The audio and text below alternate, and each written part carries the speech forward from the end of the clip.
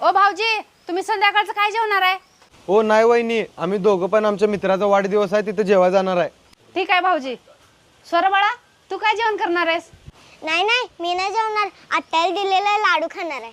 बरं बाळा. ओ, तुम्ही काय जेवणार आहे? जेवणार आहे का म्हणजे हे का विचारायची पद्धत झाली का?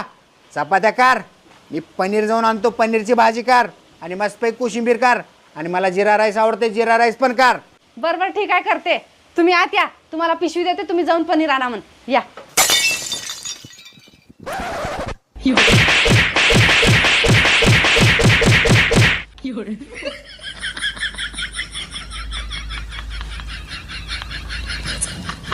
बाबा, आजपासून मी रोज डाएट करणार आहे.